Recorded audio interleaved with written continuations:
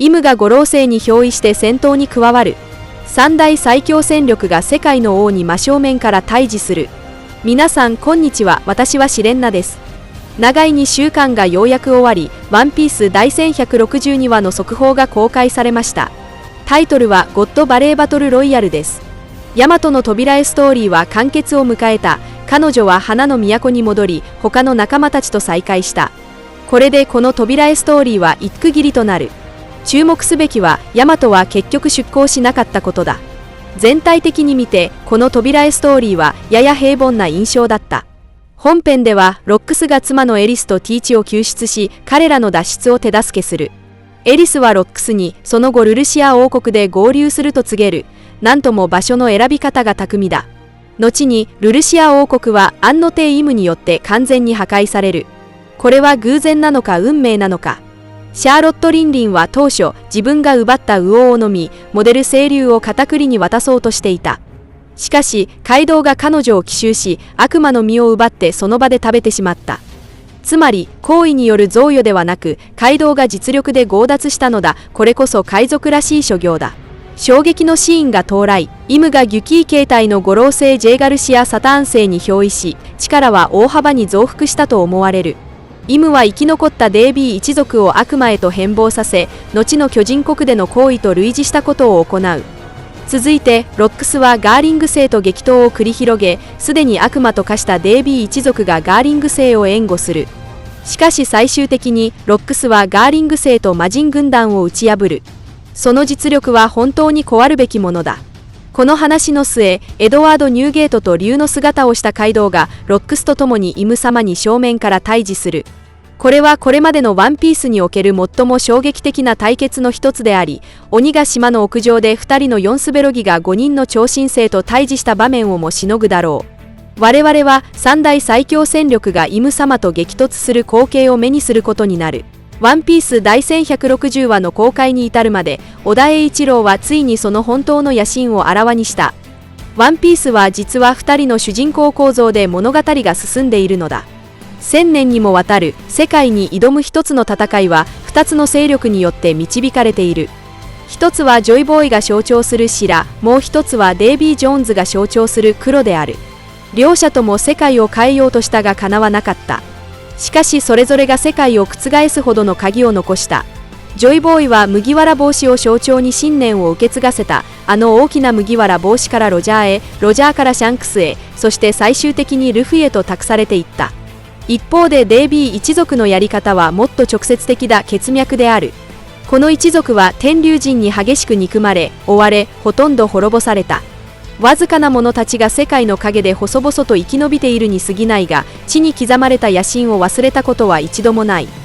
38年前のゴッドバレーの戦いで、ロジャーとロックスの運命は激しく衝突した。ロックスは一時、世界の頂点に迫ったが、彼とイムとの間には、依然として越え難い溝が横たわっていた。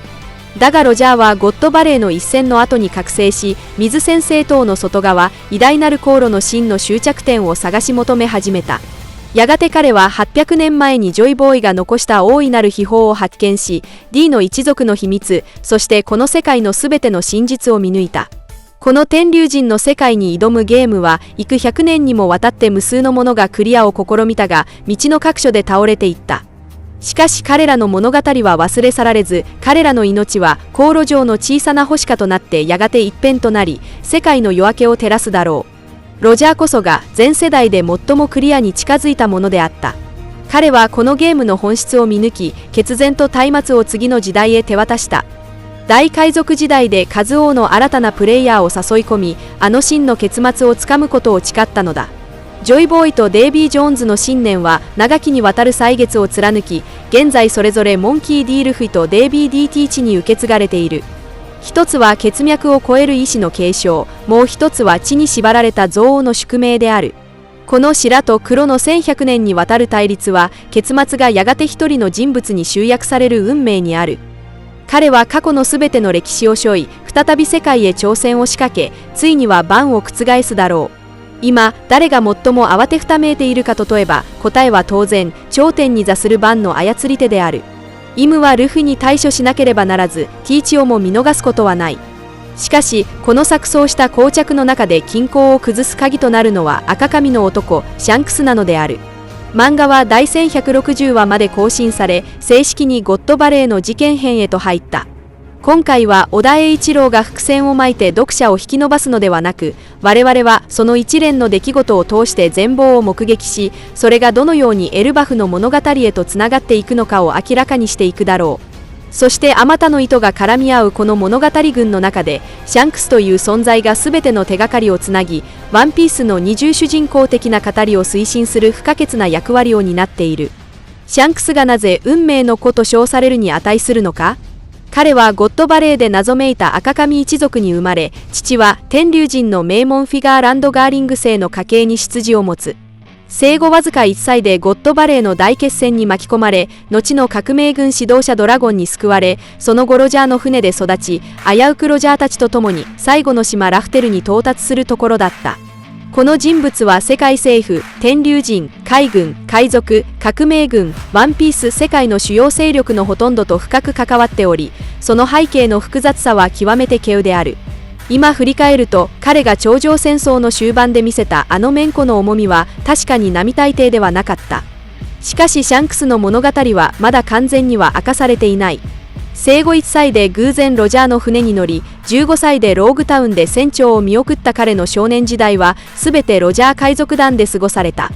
ロジャーの死後から赤髪海賊団を結成するまでの2年間の空白は非常に示唆的であり、シャンクスはこの期間にガーリング星に見出され、聖地マリージョアへ連れて行かれた可能性が高い。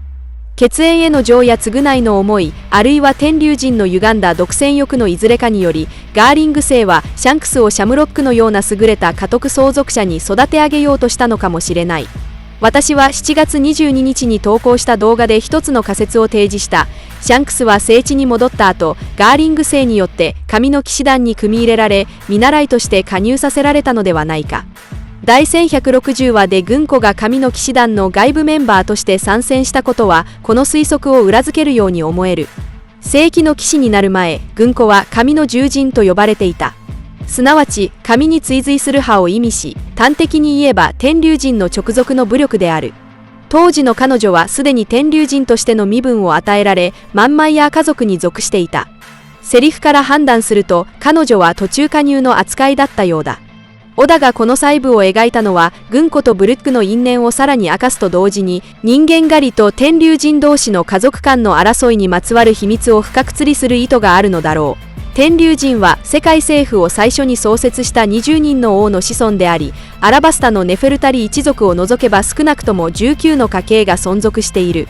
しかし、世界最高の権力を手のひらる合意星派わずか5名しかおらず、その地位は一般の天竜人をはるかに凌駕する。席が開かない限り他の家系が昇格することはできない。この事実自体が天竜人内部に厳然たる階層制度が存在することを示している。世界貴族である彼らは身分を捨てようとするドン・キホーテ家を軽蔑し、家に栄光をもたらすものを明星のごとく扱う。天竜人は内部競争によってより高い地位を奪い合い、権力の頂点であるイムに近づこうとする。合意星や神の騎士になるということは、ある程度の不老不死を得ることをも意味している可能性がある。すべての資源を手にした後、天竜人たちの究極かつ共通の追求は、様々な形での永遠の命の実現にあると言ってよい。また、3年に一度行われる人間狩り大会は多目的に奉仕する道具である。本質的には資源略奪や敵の抹消の手段であると同時に、天竜人内部の序列争いの闘技場でもあり、家族戦と個人戦に分かれる。前者は家の名誉のために戦い、後者は財宝や美女、強力な悪魔の実などの戦利品を争う。重要なのは、優勝者には神の騎士団への入団資格が与えられることが多い点である。軍子が神の従人から正規の騎士へ昇格したのも、おそらくゴッドバレーの事件での働きが評価されたためだろう。同様に、シャンクスが聖地に滞在した2年間の間に、神の従人として扱われていた可能性は高く、腕に刻まれた特殊な印は、その際に残されたものかもしれない。滞在期間が短かったために正規の騎士に至らず、イムから授けられるかもしれない不老不死の力を受けなかったため、身体の自由を保てたと考えられる。シャンクスが最終的に聖地を去った動機は想像に難くない。ロジャーと共に広い世界を目の当たりにした後、聖地の閉鎖性や歪んだ体制は彼の自由を尊ぶ価値観と激しく衝突したはずだ。彼はそこで天龍人の暗部を目撃し、父兄の人格の歪みを知り、母の殺害の真相に迫った可能性すらある。最も直接的な決定打はイムに関する何らかの事実だったのだろう。シャンクスは聖地でハラルドと面識を持ち、親しくしていたと推測される。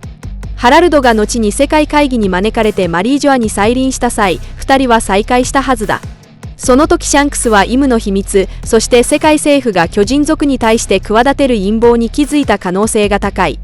結果としてシャンクスは天龍人に背を向け、再び大見へ出た。去った後も彼はハラルドに再会して事態を阻止しようと望んだが、すでに遅く、叶わなかった。そこで彼が後にロキを探し出しエルバフまで護送したことは、説得して復讐を諦めさせられない以上、彼を守るための最良の策だった。